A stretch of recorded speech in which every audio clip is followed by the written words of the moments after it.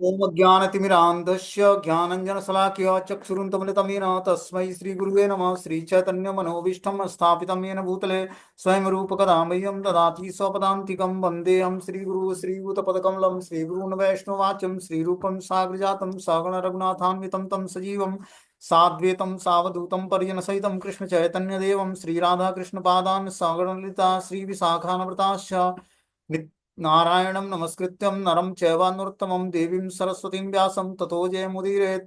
सुनोतां स्वकथा कृष्ण पुण्ये श्रवणकीर्तनं हृदयन्तस्तु भद्राणि विद्नोति सुरसतां नष्टप्रायेषु भद्रेषु नित्यं भागवत सेव्या भगवती उत्तम श्लोके भक्तिर्भवति नैष्टिकी तदा रजस्तमो भाव काम लोभादेश्चेत एतेन निरावृद्धम स्थित सत्वे प्रसिद्धति। एवं प्रसन्न मनसो भगवद्भक्ति योगतः भगवतत्व विज्ञान मुक्त संगस्य जायते। विद्यन्ते हृदयं ग्रंथि छिद्यन्ते सर्व संशयं क्षीयन्ते चास्य कर्माणि दृष्ट्वा एवात्मनीश्वरे मुखं करोति वाचालं पंगुं लंघयते गिरिं। यत्कृपातमं वन्दे परमानन्दमाधवं प्रह्लाद नारद प्रासर पुण्डरीकं व्यासम् अम्बरीश सुख सौनक विस्मदालभ्याम् रुक्मांग अर्जुन वशिष्ठम विभीषणादीनम पुण्यानि नामानि परम भागवत स्मरामि। हे कृष्ण करुणा सिंधु दीनबंधु जगतपतये गोपेश गोपिका कांत राधा कांत नमस्तुते तप्त कांचन गौरांगे श्री राधे वृंदावनेश्वरी वृषभानुस्ते देवी प्रणमामि हरिप्रिये। वाञ्छाकल्पतरुभ्यश्च कृपा सिन्धुभ्येव च पतितानां पावनेभ्यो वैष्णवेभ्यो नमः। जय श्री कृष्ण चैतन्य प्रभु नित्यानंद श्री अद्वैत गदाधर श्रीवासादि श्री गौर भक्तवृंद। हरे कृष्ण कृष्ण कृष्ण हरे हरे हरे राम राम राम हरे हरे। तो इसमें हम लोग श्रीमद् भागवतम का स्कंद संख्या 3 अध्याय संख्या 22 कर्दम मुनि द्वारा देवहूति का परिणय, ये अध्याय हम लोग पढ़ रहे थे। श्लोक संख्या आज हम लोग को पढ़ना है इसमें 9 नंबर। उससे पहले हमने स्टोरी बताई थी कि स्वयंभू मनु को कर्दम मुनि कुछ उपदेश देते हैं। तो कर्दम मुनि को जब उपदेश देते हैं, कर्दम मुनि उपदेश देते हैं स्वयंभू मनु को, तो स्वयंभू मनु उनका गुणगान करते हैं कि सौभाग्य से मुझे आपके द्वारा उपदेश प्राप्त हुआ है और इस तरह आपने मेरे ऊपर महती कृपा की है। मैं भगवान का धन्यवाद देता हूँ कि मैं अपने कान खोलकर आपके विमल शब्दों को सुन रहा हूँ। आगे बताते कि हे मुनि कृपया पूर्वक मुझ दीन की प्रार्थना सुने, क्योंकि मेरा मन अपनी पुत्री के स्नेह से अत्यंत उद्विग्न है। इस तरह से स्वयंभू मनु बताते हैं कि मेरा अपने पुत्री से इतना स्नेह है कि उसी के चिंतन में मेरा मन जो है उद्विग्न रहता है। आगे जो है कथा यहाँ से शुरू होती है। प्रियव्रतो तानपादो स्वसीयम दुहिताम मम अन्वीक्षत्याम पतिम युक्तम वयम शील गुणादि। बोलते हैं मेरी पुत्री प्रियव्रत तथा उत्तानपाद की बहन है। वह आयुशील गुण आदि में अपने अनुकूल पति की तलाश में है। तो यहाँ पर बता रहे हैं कि स्वयंभू मनु की युवा पुत्री देवहूति का चरित्र बहुत ही उत्तम था और वह योग्य भी थी। अतः वह अपनी आयुशील और गुण के अनुकूल पति की खोज में थी। मनु द्वारा अपनी पुत्री को प्रियव्रत तथा उत्तानपाद इन दो महान राजाओं की बहन के रूप में परिचित परिचित कराने के उद्देश्य था कि मुनि को आश्वासन करना कि कन्या उच्च कुल की है। जैसे कर्दम मुनि ब्राह्मण थे और स्वयंभू मनु जो है क्षत्रिय थे। तो इन्होंने बताया कि जो हमारी पुत्री है देवहूति, उसका चरित्र भी उत्तम है और वह योग्य है आपके पत्नी बनने के लिए। वो आयुशील और गुण में आपके अनुकूल है और ये प्रियव्रत और उत्तानपाद जैसे महान राजाओं की जो है बहन है। इस तरह से जो है स्वयंभू मनु परिचय कराते हैं मुनि से। मुनि को आश्वस्त करना कि कन्या उच्च कुल की है, इसीलिए उन्होंने ये परिचय बताया। वह उनकी पुत्री थी और साथ ही क्षत्रियों की बहन थी, वह निम्न वर्ग की नहीं थी। अतः मनु ने कर्दम को उपयुक्त समझकर उसे अपनी पुत्री को सौंप देना चाहा। इस तरह से कर्दम मुनि को मनु क्या करते हैं, अपनी पुत्री को सौंप देने का मतलब वचन। यह स्पष्ट है कि यद्यपि देवहूति आयु तथा गुणों में व्यस्क थी, किंतु वह स्वतः पति का चुनाव करने के लिए वहां नहीं नहीं गई। इससे अपनी आयुशील और गुण के अनुकूल उपयुक्त पति के लिए इच्छा व्यक्त की और पिता ने स्नेहवश उसके लिए ऐसा पति ढूंढने का भार अपने ऊपर ले लिया। तो जैसे बताया जा रहा कि जो वयस्क लड़कियां होती हैं उनको अपना पति स्वतंत्र रूप से चुनने का अधिकार शास्त्र नहीं देता है। उनको माता पिता के गाइडेंस में रहकर जो है जो वो सिलेक्शन करेंगे उसी से उसको विवाह करना चाहिए। यहाँ हम लोग देखते हैं कि जो है देवहूति माता के चरित्र में कि देवहूति माता स्वयं जाकर किसी वर का चुनाव नहीं किया, उन्होंने अपने पिता से इच्छा जाहिर किया कि हमें कैसा पति चाहिए। और इस तरह से जो है स्वयंभू मनु उनके पिता जो हैं अनुकूल वर को खोजते हैं। जब से इसने नारद मुनि से आपके चरित्र विद्या रूप व्यय और अन्य गुणों के विषय में सुना है, तब से यह अपना मन आप में स्थिर कर चुकी है। तो स्वयंभू मनु बता रहे हैं कि जो है नारद मुनि हमारे राज्य में आते थे और आपके कर्दम मुनि के उत्तम चरित्र, विद्या, रूप और आयु तथा अन्य सब गुणों का गुणगान जो है करते थे। और देवहूति उस गुणगान को सुनती थी, इसलिए उसका मन आप में स्थिर हो चुका है। बोलते हैं देवहूति न तो स्वयं कर्दम मुनि को देखा था और न ही उसे उनके शील, गुण और के विषय में कोई व्यक्तिगत अनुभव था, क्योंकि ऐसा कोई सामाजिक समागम न था जिससे उसे ऐसी जानकारी प्राप्त हो सके। किंतु उसने नारद मुनि से कर्दम मुनि के संबंध में सुन रखा था। किसी अधिकारी से सुनना व्यक्तिगत जानकारी प्राप्त करने से कहीं अधिक श्रेष्ठ है। तो हम लोग देखते हैं कि जो समाज में वैवाहिक संस्कार होता है उसमें एक अगुवा होता है, ठीक है ना, लड़की के पक्ष का या लड़की के पक्ष का, तो वो आके बताता है कि लड़के वाले कितना सर्वश्रेष्ठ हैं और कितना उनके पास धन है, कितना अच्छी योग्यता है, कितना अच्छा जॉब है, जो भी है। तो उसी तरह नारद मुनि आते, कर्दम मुनि के का गुणगान करते स्वयंभू मनु के राज्य में, और देवहूति माता उसको सुनती। तो सुनने मात्र से धीरे धीरे जो है कर्दम मुनि को अपने पति के योग्य समझा और कर्दम मुनि से विवाह करने का उन्होंने प्रस्ताव अपने पिता के माध्यम से भिजवाया। किसी अधिकारी से सुनना व्यक्तिगत जानकारी प्राप्त करने से कहीं अधिक श्रेष्ठ है। तो नारद मुनि एक बहुत ही सर्वश्रेष्ठ आचार्य हैं, उनसे ये करदम मुनि के बारे में सुना करती थी, श्रेष्ठ व्यक्ति से। उसने नारद मुनि से सुना कि करदम मुनि उसके पति होने के योग्य हैं, अतः उसने अपने मन में निश्चय किया कि वही उन्हीं से ब्याह करेगी। उसने अपने पिता से अपने मंतव्य प्रकट किए, जिन्होंने उसे लाकर वहां उपस्थित किया। तो इस तरह से अपने पिता से वो अपना मंतव्य प्रकट करती है जब नारद मुनि से करदम मुनि का गुणगान सुनती है, तो कि हमारे योग्य पति जो हैं करदम मुनि ही हैं और मैं उन्हीं को अपना पति के रूप में वर्ण करूंगी। अतः हे ब्राह्मण श्रेष्ठ, आप इसे स्वीकार करें, क्योंकि मैं इसे श्रद्धा पूर्वक अर्पित कर रहा हूँ। यह सभी प्रकार से आपकी पत्नी होने और अपनी आपकी गृहस्थी के कार्यों को चलाने में सर्वथा योग्य है। क्या बता रहे हैं यहाँ पर कि स्वयंभू मनु बोलते हैं कि हे ब्राह्मण श्रेष्ठ, आप इसे स्वीकार कर लें, हमारी पुत्री जो है देवहूति उसको आप स्वीकार करें, ये और श्रद्धा पूर्वक मैं आपको अर्पित कर रहा हूँ। ये सभी प्रकार से आपकी पत्नी होने और आपके गृहस्थी के कार्यों को चलाने में सर्वथा योग्य है, इसलिए आप इसको स्वीकार कर लीजिए। बोलते हैं गृहमेधु कर्मसु शब्दों का अर्थ है कि गृहस्थोचित कार्यों में। यहाँ एक अन्य शब्द प्रयुक्त है, सर्वात्मना नुरूपाय। इसका सारांश यह है कि पत्नी को आयु, चरित्र और गुणों में न केवल पति के समान होना चाहिए, किंतु गृहस्थी के कार्यों में भी सहायक होना चाहिए। पत्नी का उत्तरदायित्व क्या है कि वह पति के अनुसार आयु, चरित्र और गुणों में न केवल उसके समान हो, बल्कि वह गृहस्थी के कार्यों में भी सहायक हो। मनुष्य का गृहस्थोचित कार्य केवल इंद्रिय तृप्ति ही नहीं, वरना पत्नी संतान के साथ रहते हुए आध्यात्मिक जीवन में उन्नति करना है। क्या बता रहे हैं यहाँ पर कि मनुष्य का जो गृहस्थोचित कार्य है केवल इंद्रिय तृप्ति के लिए नहीं बना है, वो बना है कि पत्नी संतानों के साथ रहते हुए आध्यात्मिक जीवन में उन्नति करे, तब वो गृहस्थ जीवन कहलाता है। गृहस्थ जीवन का मतलब है कि परिवार में रहते हुए जो भी परिवार के सदस्य हैं उनको सबको भगवान की भक्ति में जोड़कर और भक्ति करने का प्रयास करना, यही गृहस्थ आश्रम है। गृहस्थ आश्रम का ऐसा मतलब नहीं है कि बस पति ही भक्ति करेगा या पत्नी सेल्फ डिपेंडेंट होकर भक्ति करेगी, ऐसा नहीं है। घर के पूरे सदस्य जो है भगवान की सेवा में लगे होने चाहिए, तब वो गृहस्थ कहलाता है, तब वो गृहस्थ आश्रम कहलाता है। इस सबका उद्देश्य बस भगवान कृष्ण को प्रसन्न करना है। ऐसा नहीं कि पत्नी का उद्देश्य भगवान को प्रसन्न करना और पति का उद्देश्य जो है कुछ अलग है, तब वो गृहस्थ आश्रम नहीं कहलाएगा। गृहस्थ आश्रम तब होता है जब सबका उद्देश्य बस घर में रखे हुए ठाकुर जी को प्रसन्न करना है, तब जाकर वो गृहस्थ आश्रम कहलाता है। जो ऐसा नहीं करता वो गृहस्थ नहीं, वरना गृहमेधी होता है। संस्कृत साहित्य में दो शब्द प्रयुक्त हुए हैं, गृहस्थ और दूसरा गृहमेधी।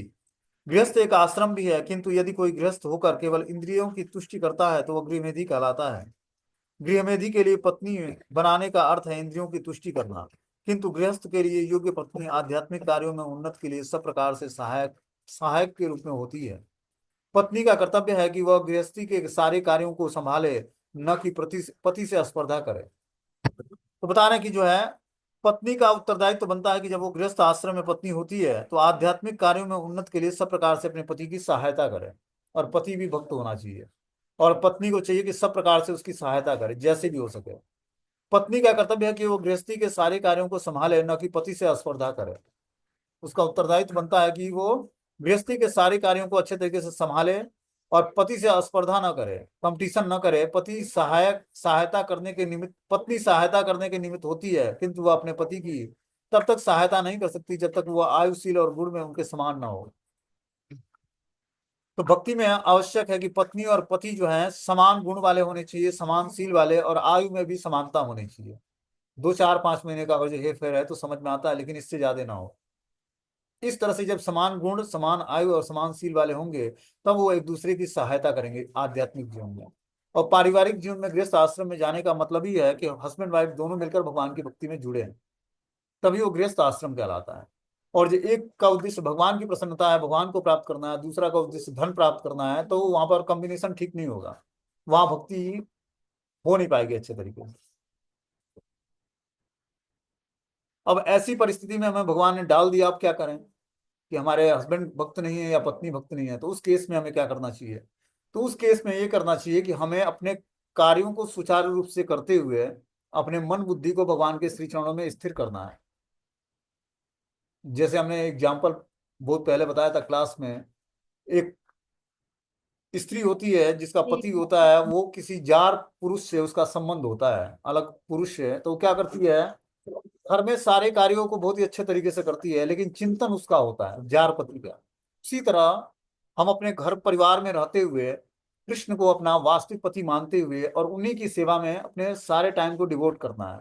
बाकी जो इस शरीर से रिलेटेड जो भी हमारा रिलेशनशिप है, उसको एज ए ड्यूटी सब पूरा करनी है। तब जाकर हम धीरे धीरे भगवान को जानने के योग्य हो पाएंगे। और जो गृहस्थ जीवन में बस एक कोई भक्त है, तो पत्नी भक्त है या पति भक्त है, तब इस तरह से उसको एज ए ड्यूटी सबकी सेवा करनी पड़ेगी, क्योंकि भगवान ने आपको रिस्पॉन्सिबिलिटी दे रखी है आपके कर्मों के हिसाब से। लेकिन ये फैसिलिटी नहीं दी है कि आपका पति भक्त है या पत्नी भक्त है। उस केस में आपको अपने मन बुद्धि को भगवान के श्री चरणों में स्थिर करके और निरंतर भगवान का स्मरण करते हुए घर के सारे कार्यों को बहुत ही परफेक्शन के साथ करना होता है। और क्या करना होता है कि हमें भगवान की भक्ति में अपने मन और बुद्धि को स्थिर करना होता है, न कि परिवार के सदस्यों से आसक्ति बढ़ानी होती है। तब जाकर हम धीरे धीरे हमारा भक्तिमय जीवन सफल हो। आगे बताने को उद्दतस्य ही कामस्य प्रतिवादो न संस्यते, अपि निर्मुक्त संगस्य काम रक्तस्य की पुनः। स्वयं प्राप्त होने वाली भेंट का निरादर नितांत विरक्त पुरुष के लिए भी प्रशंसनीय नहीं है, फिर विषयासक्त के लिए तो कहना ही क्या है। क्या बोलते हैं, स्वतः प्राप्त होने वाली भेंट का निरादर नितांत विरक्त पुरुष के लिए भी प्रशंसनीय नहीं है। जो नितांत विरक्त पुरुष है, उसको भी अगर जो स्वतः कुछ भेंट आता है तो उसको स्वीकार करना चाहिए, उसका निरादर नहीं करना चाहिए। फिर विषयासक्त के लिए तो कहना ही क्या है, जो विषयों से आसक्त है उसका तो क्या कहना है। बोलते हैं भौतिक जीवन में प्रत्येक व्यक्ति इंद्रियों की तृप्ति चाहता है, अतः यदि किसी को बिना प्रयास के ही इंद्रिय तृप्ति हो रही हो तो उसे अस्वीकार नहीं करना चाहिए। करदम मुनि इंद्रिय तृप्ति के लिए नहीं बने थे तो भी वे विवाह करना चाहते थे, क्योंकि उन्होंने उपयुक्त पत्नी के लिए भगवान से प्रार्थना की थी। यहाँ स्वयंभू मनु को ज्ञात है कि उन्होंने कर्दम मुनि को परोक्ष रूप में यह आश्वस्त किया कि आपको मेरी पुत्री जैसी पत्नी चाहिए और वह आपके समक्ष है। आपको अपनी प्रार्थना की पूर्ति को अस्वीकार नहीं करना चाहिए, मेरी पुत्री को स्वीकार करना चाहिए। यहाँ देखते हैं कि जो है स्वयंभू मनु क्या करते हैं, कर्दम मुनि से प्रार्थनाएं करते हैं कि आपने जैसा चाहा था वैसी हमारी पुत्री जो है आपकी पत्नी बनने के योग्य है और जो आपके समक्ष है। आप इसको, मेरी प्रार्थना है कि आप इसको अस्वीकार न करें बल्कि स्वीकार कर लें।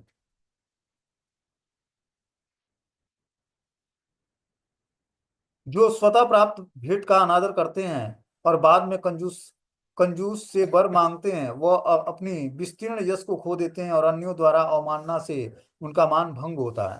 क्या बोलते हैं, जो स्वतः प्राप्त होने वाले भेंट का पहले अनादर करता है, ठीक है ना, और बाद में वही वर मांगता है, वह अपने विस्तीर्ण यश को खो देता है। इसीलिए स्वतः प्राप्त होने वाले जो चीजें हैं उसको हमें स्वीकार करना चाहिए, और तब जाकर हम विस्तीर्ण यश को खोएंगे नहीं, अपने यश को नहीं खोएंगे और अन्यों द्वारा अवमानना तथा उसका मान भंग होता रहेगा। बोलते हैं वैदिक ब्याह की सामान्य विधि में पिता अपनी कन्या उपयुक्त वर को सुपुर्द करता था, यही अत्यंत सम्माननीय विवाह है। मतलब विवाह का उत्तम रीति क्या है कि पिता अपनी कन्या का उपयुक्त वर को उसको हैंड ओवर करता था, मतलब सुपुर्द करता था। वह कन्या के पिता से यहाँ जाकर विवाह की याचना करने नहीं जाना चाहिए, इससे उसके सम्मान को धक्का लगेगा। बोल रहे हैं कि वर को कन्या के पिता के वहां जाकर विवाह की याचना करना नहीं चाहिए, कि पुरुष जाकर जो है अपने विवाह के लिए स्त्री के पिता से याचना करे, ये उचित नहीं है। मुनि उपयुक्त कन्या से विवाह करना चाहते थे और स्वयंभू मनु कर्दम मुनि को आश्वस्त कर देना चाहते थे कि मैं आपको ऐसी ही पत्नी दे रहा हूँ, उसे अस्वीकार न करें, अन्यथा आपको किसी अन्य से याचना करनी पड़ेगी, क्योंकि आपको उसकी आवश्यकता है और हो सकता है कि वह आपके साथ भद्र व्यवहार न करे, तब आपका मान भंग हो सकता है। बोलते हैं यहाँ पर कि जो है स्वयंभू मनु कर्दम मुनि को आश्वस्त कर रहे हैं कि मैं आपको ऐसी ही पत्नी दे रहा हूँ जैसा आपने सोचा था, उससे कहीं ज्यादा सर्वश्रेष्ठ है। स्वयंभू मनु ने कहा कि हे विद्वान, मैंने सुना है कि आप ब्याह के इच्छुक हैं, कृपया मेरे द्वारा दान में दी जाने वाली अर्पित कन्या को स्वीकार करें, क्योंकि आपने आजीवन ब्रह्मचर्य का व्रत नहीं ले रखा है। इस तरह से कर्दम मुनि ने कोई आजीवन ब्रह्मचर्य का व्रत नहीं लिया था, और इस कारण से स्वयंभू मनु अपनी पुत्री का ब्याह जो है कर्दम मुनि से करना चाहते थे। ठीक है ना। अब ऋषिरो वाच, अब ऋषि क्या बोलते हैं, कर्दम मुनि बोलते हैं कि महामुनि ने उत्तर दिया कि निसंदेह मैं विवाह का इच्छुक हूँ, और आपकी कन्या ने न किसी से विवाह किया है, न ही किसी दूसरे का को वचन दिया है, अतः वैदिक पद्धति के अनुसार हम दोनों का विवाह हो सकता है। इस तरह से कर्दम मुनि स्वीकार कर लेते हैं कि आपकी कन्या जो है ये किसी को इसने वचन नहीं दिया है, और वैदिक पद्धति के अनुसार हम दोनों का विवाह होने के लिए सब कुछ जो है अनुकूल है। बोलते हैं स्वयंभू मनु की कन्या को स्वीकार करने के पूर्व कर्दम मुनि के समक्ष विचारणीय बातें अनेक थीं। प्रथम तो यह था कि देवहूति ने उन्हीं के साथ विवाह करने का निश्चय कर रखा था, वह अन्य किसी को अपना पति बनाना नहीं चाहती थी। यह सबसे बड़ी विचारणीय बातें हैं, क्योंकि जब कोई स्त्री प्रथम दर्शन पर ही किसी पुरुष को अपना अर्पित कर देती है तो उसे वापस लेना कठिन होता है। बोलते हैं यहाँ पर सबसे अनुकूल चीजें ये है कि देवहूति माता पहले ही दर्शन में कर्दम मुनि को अपना पति के रूप में स्वीकार कर लिया था। उससे पहले उसने नारद मुनि से सुना था कर्दम मुनि के बारे में, और उसी समय उनको पति के रूप में वर्ण कर दिया था।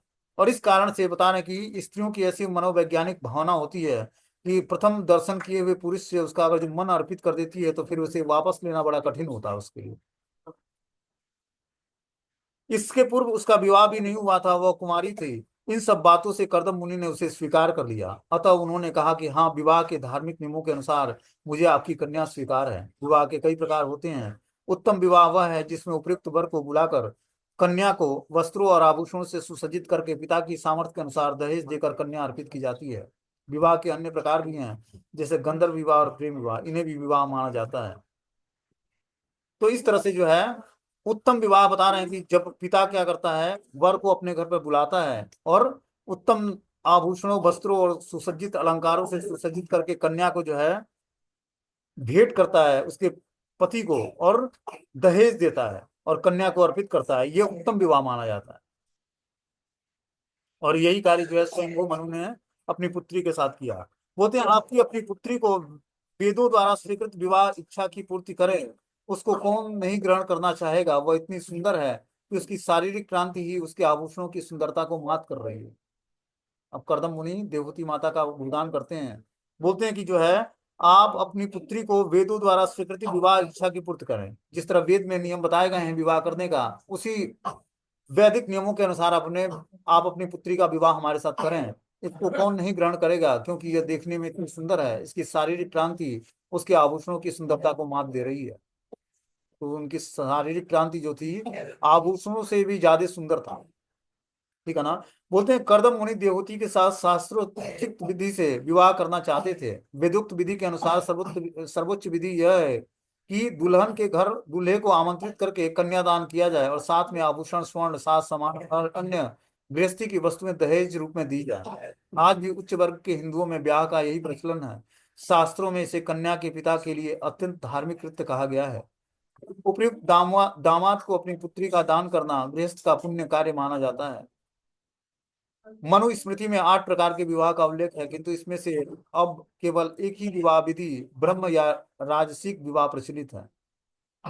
तो इस तरह से बता रहे हैं कि जो है ये जो क्या करता है, दुल्हन का जो पिता होता है वो साज सामान के साथ जो है उसके पति को कन्यादान करता है, और साथ में आभूषण, स्वर्ण, साज सामान और गृहस्थी की बहुत सारी वस्तुएं दहेज के रूप में देता है। और ये विवाह आजकल हिंदू में भी प्रचलित है, आज भी होता है ऐसा विवाह।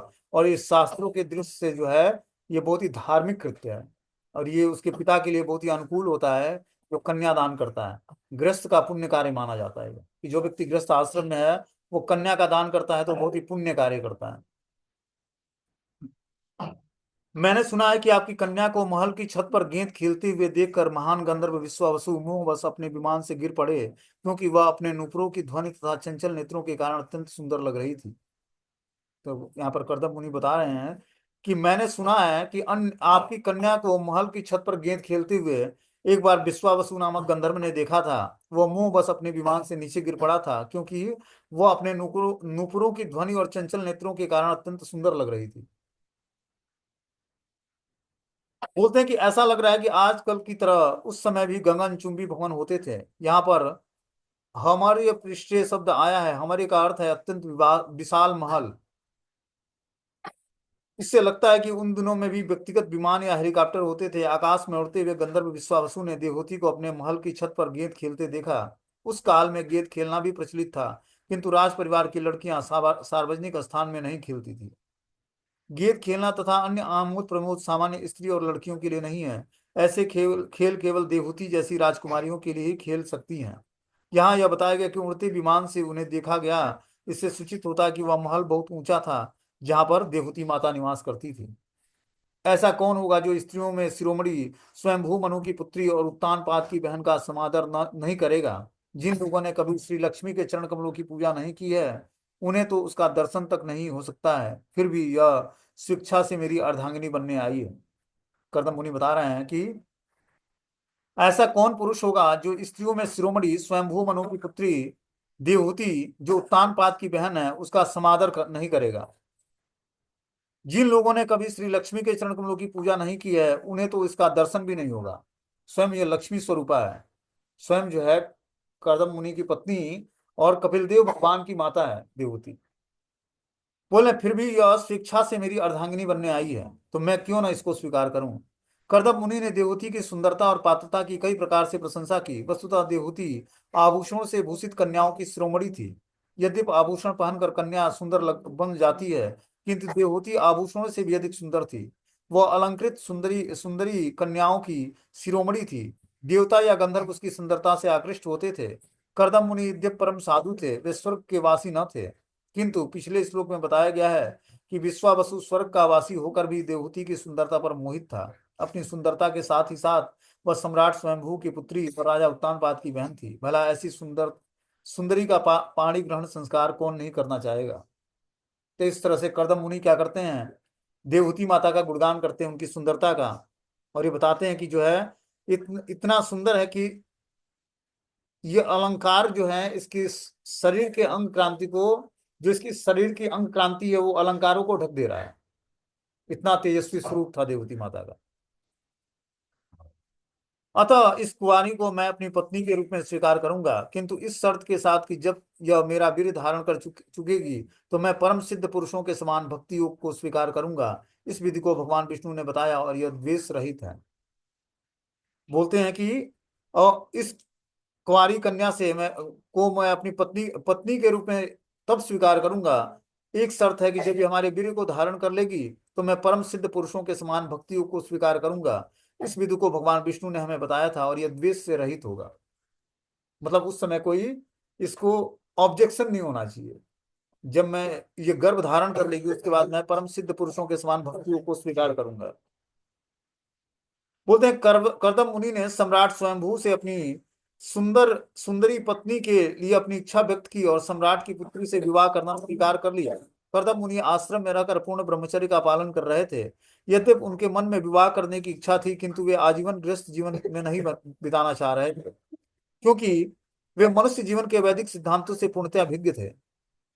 तो कर्दम मुनि पूरे लाइफ टाइम के लिए गृहस्थ आश्रम नहीं स्वीकार किया था, कुछ दिनों के लिए स्वीकार किया था, जिससे वो अपने इंद्रिय की वासनाओं को समाप्त करके और देवहूति को प्रसन्न कर पाए।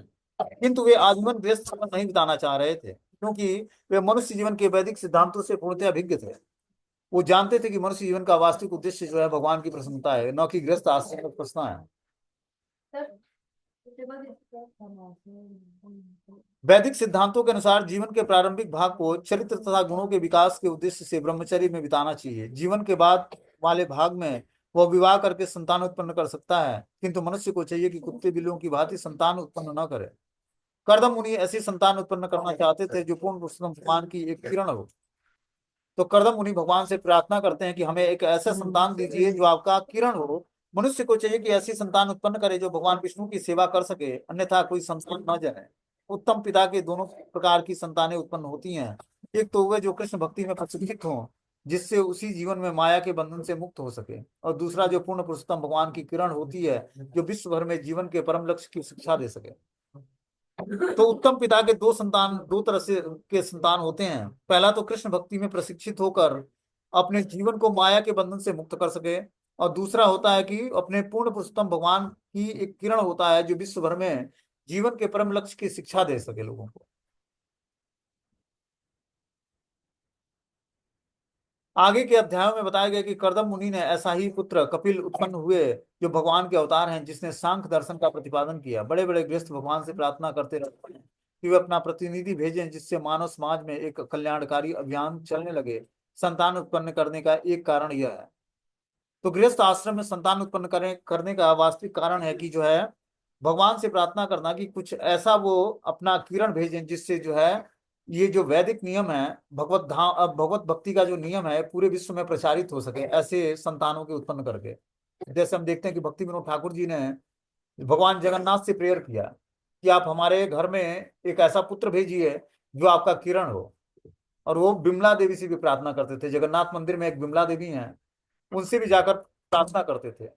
और फिर जाकर भक्ति विनोद ठाकुर जी को वो भक्ति सिद्धांत सरस्वती ठाकुर प्रभुपाद जी के पुत्र रूप में उन्होंने प्राप्त किया।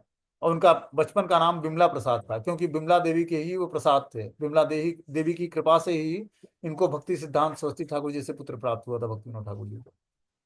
तो इस तरह से हम सबको जो गृहस्थ आश्रम में है उसको भगवान से प्रेयर करना चाहिए कि हे भगवान, आप अपना अपना कोई प्रतिनिधि भेजें, जिससे मानव समाज में कल्याणकारी अभियान चलने लगे। संतान उत्पन्न करने का मात्र कारण एक ही है, यही है।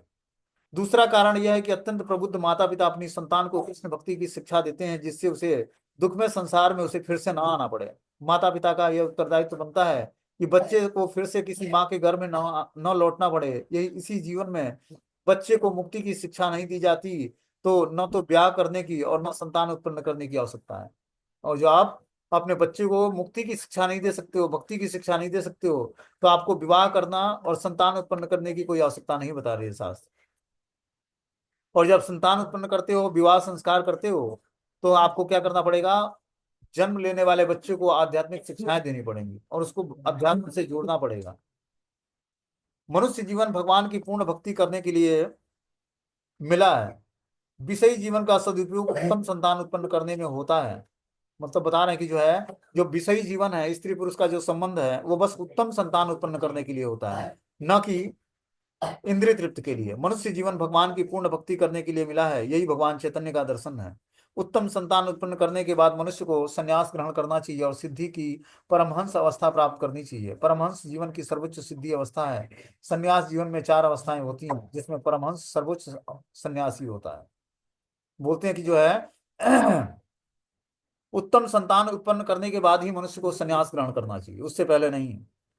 और सिद्धि की परम अवस्था, परमहंस अवस्था को प्राप्त करनी चाहिए भक्ति करके, तब जाकर जो है सर्वोच्च सिद्धि की अवस्था प्राप्त होगी। और यही जो है परमहंस अवस्था ही संन्यास की सर्वोच्च सिद्धि है। परमहंस द्वेष मुक्त होता है और अन्य अवस्थाओं में, यहाँ तक कि गृहस्थ जीवन में भी स्वार्थ और द्वेष पाया जाता है, किंतु परमहंस अवस्था में मनुष्य पूर्ण रूपेण कृष्ण भवनामृत में पूर्णतः अनुरक्त रहता है, अतः द्वेष के लिए कोई स्थान ही नहीं होता है। तो इस तरह से जो है बता रहे हैं कि जो है, जो व्यक्ति गृहस्थ आश्रम में है और ब्राह्मण है, वैष्णव है, उसको जो है संतान उत्पन्न करने के बाद ही संन्यास ग्रहण करना चाहिए। और इस तरह से परमहंस अवस्था का सर्वोच्च सिद्धि अवस्था को प्राप्त करना चाहिए भक्ति करके। आगे बता रहे हैं कि मेरे लिए तो सर्वोच्च अधिकारी अनंत श्री भगवान है, जिसने यह विचित्र सृष्टि उद्भूत होती है और जिस पर इसका भरण और विलय विलय आश्रित है। वे उन समस्त प्रजापतियों के मूल हैं, जो इस संसार में जीवात्माओं को उत्पन्न करने वाले महापुरुष हैं। तो यहाँ बता रहे हैं कि जो है, मेरे लिए तो सर्वोच्च अधिकारी अनंत भगवान श्री कृष्ण है, जिसने यह विचित्र सृष्टि उद्भूत की है। ये विचित्र सृष्टि जो है भगवान के द्वारा बनाई हुई है। और वही सर्वोच्च अधिकारी भगवान अनंत जो है श्री भगवान कृष्ण, वही जो है इस विचित्र सृष्टि के निर्माण करता है, जिन पर इसका भरण और विलय आश्रित है। वे उन सब प्रजापतियों के मूल हैं जो इस संसार में जीवात्माओं को उत्पन्न करने वाले महापुरुष हैं। तो भगवान ही समस्त जीवात्माओं के क्रिएटर हैं, वही उत्पन्न करने वाले महापुरुष हैं। बोलते हैं कर्दम मुनि के पिता प्रजापति ने उन्हें संतान उत्पन्न करने का आदेश दिया था। सृष्टि के प्रारंभ में प्रजापतियों का कार्य अनेक संतानों को जन्म देना था, जो इस विराट ब्रह्मांड लोकों में बस सकें। किंतु कर्दम मुनि ने कहा कि यद्यपि मेरे पिता प्रजापति हैं, जिन्होंने मुझे संतान उत्पन्न करने का आदेश दिया है, किंतु वास्तव में उनके मूल पूर्ण पुरुषोत्तम भगवान विष्णु हैं, क्योंकि भगवान विष्णु ही सबों के मूल हैं। वे ही इस ब्रह्मांड के असली सृजनकर्ता हैं, वे ही इसके पालक हैं और वही इसके विनाश विनाश करता है। यह उन्हीं पर आश्रित है। श्रीमद् भागवतम का यही निष्कर्ष है। क्या बोलते हैं कि जो है कर्दम मुनि ने कहा कि यद्यपि मेरे पिता प्रजापति हैं, जिन्होंने मुझे संतान उत्पन्न करने का आदेश दिया था, किंतु वास्तव में उनके मूल पूर्ण पुरुषोत्तम भगवान विष्णु हैं, क्योंकि भगवान विष्णु ही सबों के मूल हैं। तो कर्दम मुनि के जो पिता थे प्रजापति, उन्होंने संतान उत्पन्न करने का आदेश कर्दम मुनि को दिया था, लेकिन कर्दम मुनि भगवान की शरण ग्रहण करते हैं। बता रहे हैं भगवान विष्णु ही सबों के मूल हैं, वे ही इस ब्रह्मांड के असली सृजन करता है। इस कारण से वही हमारे पालक हैं, वही विनष्ट करते हैं और वही हमारे आश्रय देते हैं। इस कारण से मैं उन्हीं के आदेश का पालन करूंगा। सृष्टि पालन तथा संहार के तीन देवता ब्रह्मा विष्णु और महेश हैं, किंतु ब्रह्मा तथा महेश्वर तो विष्णु के गुणात्मक अंश हैं। विष्णु मध्यवर्ती स्वरूप हैं, फलतः वे पालन का भार ग्रहण करते हैं। तो इस तरह से भगवान जो है अपना विस्तार करके शिव ब्रह्मा और विष्णु के रूप में सृष्टि का पालन संहार और जो है निर्माण करते हैं। और ये सब भगवान के ही अपना विस्तार करके ब्रह्मा और विष्णु और महेश के रूप में अलग अलग गुणों को धारण करके ये सारी एक्टिविटी करते हैं। बोलते हैं कर्दम मुनि अपने प्रगतिशील आत्मजीवन के कारण भली भांति जान रहे थे कि श्री भगवान विष्णु ही एकमात्र पूज्य विग्रह हैं। जो कुछ विष्णु चाहते हैं वही करनी है, इसके अतिरिक्त और कुछ नहीं है। वे अनेक संतान उत्पन्न करने के लिए उद्यत न थे, एक ही पुत्र उत्पन्न करना चाहते थे, जो विष्णु के संदेश का संवाहक बने।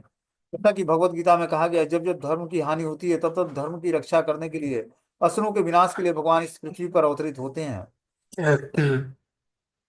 तो इस तरह से जो है कर्दम मुनि का बताना कि भगवत कर्दम मुनि अपनी प्रगतिशील आत्मजीवन के कारण भली भांति जान रहे थे कि श्री भगवान विष्णु ही एकमात्र पूज्य विग्रह हैं, क्योंकि जो कुछ विष्णु चाहते हैं वही करनी है। तो जो भगवान चाहेंगे वही हम लोग करेंगे, इसलिए वो भगवान पर आश्रित है पूर्ण रूप में। बोलना कि श्री भगवान विष्णु ही एकमात्र पूज्य विग्रह हैं, जो कुछ विष्णु चाहते हैं वही करनी है। कि जो भगवान चाहेंगे वही हमारे जीवन में घटनाएं होंगी, ठीक है ना। वही समस्त कारणों के कारण है, इसके अतिरिक्त और कुछ नहीं है। वे अनेक संतान उत्पन्न करने के लिए उद्यत न थे, वे एक ही पुत्र उत्पन्न करना चाहते थे जो विष्णु के संदेश का संवाहक बने। तो कर्दम मुनि की कोई इच्छा नहीं थी कि बहुत सारे संतान उत्पन्न करने हैं। वो चाहते थे कि एक ही संतान उत्पन्न हो और जो क्या करे, इस गीता और भागवतम के ज्ञान को पूरे देश में जो है वितरित करे। बोलते हैं ब्याह करके संतान उत्पन्न करने से मनुष्य जिस परिवार में उत्पन्न होता है उसके ऋण भार से वह मुक्त होता है। ऐसे अनेक ऋण हैं जो संतान के जन्म के पश्चात उस पर लाद दिया जाता है। इसके अतिरिक्त परिवार, देवता, पिता, ऋषि आदि के प्रति भी ऋण होता है। तो बता रहे कि ब्याह करके संतान उत्पन्न करने से मनुष्य जिस परिवार में उत्पन्न होता है उसके ऋण भार से वह मुक्त हो जाता है। क्या करने से? ये शास्त्रोचित विवाह करने से और संतान उत्पन्न करने से, तब जाकर वो धीरे धीरे मनुष्य जीवन में अपनी रिस्पॉन्सिबिलिटियों से मुक्त हो पाएगा। ऐसा अनेक ऋण है जो संतान के जन्म के पश्चात उस पर लाद दी जाती है। इसके अतिरिक्त परिवार, देवता, पितृ आदि, ऋषि आदि के प्रति भी ऋण होता है। किंतु यदि कोई स्त्री भगवान की सेवा में अपने को अनुरक्त करता है तो अन्य ऋणों से को चुकाए बिना ही वह समस्त ऋणों से मुक्त हो जाएगा। कर्दम मुनि ने भगवान की सेवा में दास के रूप में परमहंस बनकर जीवन अर्पित करना और इसी उद्देश्य से के लिए पुत्र उत्पन्न करना श्रेयस्कर समझा। वे विश्व के रिक्त स्थानों का पूरा भरने के लिए अनेक संतान उत्पन्न करना नहीं चाह रहे।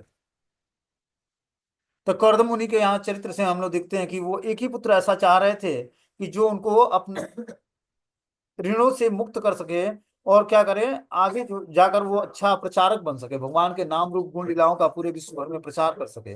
कर्दम मुनि ने भगवान की सेवा में दास के रूप में परमहंस बनकर जीवन अर्पित कर दिया। तो इस तरह से जो है कर्दम मुनि क्या करते हैं, दास के रूप में अपनी स्थिति को मेंटेन करके और परमहंस जीवन बिताना शुरू करते हैं। इसी उद्देश्य के लिए पुत्र उत्पन्न करना श्रेयस्कर होगा। वे विश्व के रिक्त स्थानों को पूरा भरने के लिए अनेक संतान उत्पन्न करना नहीं चाह रहे थे। तो इस तरह से कर्दम मुनि जो है चाहते थे कि मुझे एक ही पुत्र उत्पन्न ऐसा हो कि जो हमें समस्त ऋणों से मुक्त कर सके। पुत्र का उत्तरदायित्व बनता है कि जब वो अपने पिता का श्राद्ध करता है, और तब जाकर जो है धीरे धीरे जो है पिता क्या होता है, अपनी जगह अपनी पोजीशन से अपलिफ्ट होता है। जब उसके अच्छे तरीके से श्राद्ध कर्म होता है, तब वो जो मान लो कि भक्त नहीं भी है और कोई भक्त उसका अंतिम संस्कार करता है, तो धीरे धीरे उसकी स्वीकृति से उसको भी अगले जीवन में भक्ति प्राप्त होगी। और जो विधिवत तरीके से वैष्णव नियम के अनुसार जो है उसका कर्म क्रिया कर्म संस्कार संपन्न किया जाता है, कि घर में संकीर्तन हो, प्रसाद का वितरण हो, और क्या हो, किसी पवित्र धाम में उसके शरीर को जलाया जाए। ऐसे करने से धीरे धीरे उस व्यक्ति की सदगति होगी और वो फिर जाकर अगले जीवन में भगवान का भक्त बन पाएगा। ठीक है ना। इसके आगे जो है, अब मैत्रेय ऋषि क्या बोलते हैं इसको हम लोग कल सुनेंगे। हरे कृष्णा। मीटिंग क्लोज हो जाएगा, नेक्स्ट मीटिंग में भगवत गीता पढ़ाई जाएगी।